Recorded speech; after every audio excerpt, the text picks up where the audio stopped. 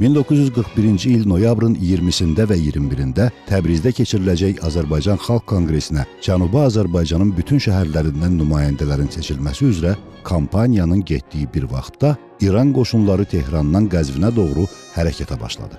1945-ci il noyabrın 16-sından 17-sinə keçən gecə Cənubi Azərbaycan fədailəri eyni vaxtda Marağa, Mərənd, Miyanə, Sərab və Ərdəbil mahallarında hökumət qüvvələrinə zərbə indirdilər. Nəticədə Təbriz, Ərdəbil, Əhər, Astara, Marağa, Urmiyə, Xoy və Maku şəhərlərindəki dövlət qüvvələri bir-birindən ayrı düşərək təklənmiş oldular. 1945-ci il noyabrın 18-dən 26-sına dək Azərbaycanın böyük qəsəbə və şəhərlərində hakimiyyət qan tökülmədən milli qüvvələrin əlinə keçdi.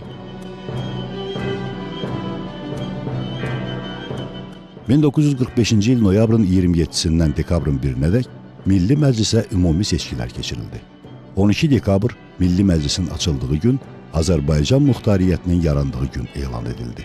1946-cı il iyunun 13-də isə Tehran hökuməti Azərbaycan Milli Məclisini Azərbaycan Əyalət Əncüməni kimi tanımağa məcbur oldu. Azad xalqın himni təntənə ilə səslənir.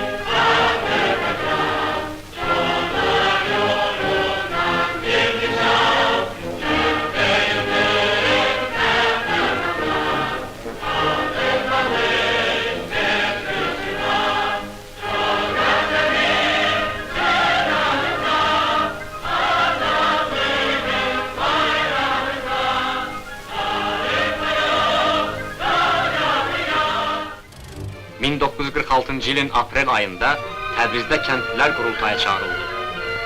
Ölkənin hər tərəfindən nümayəndələr gəldi. Dişələri qurultayda belə dedi.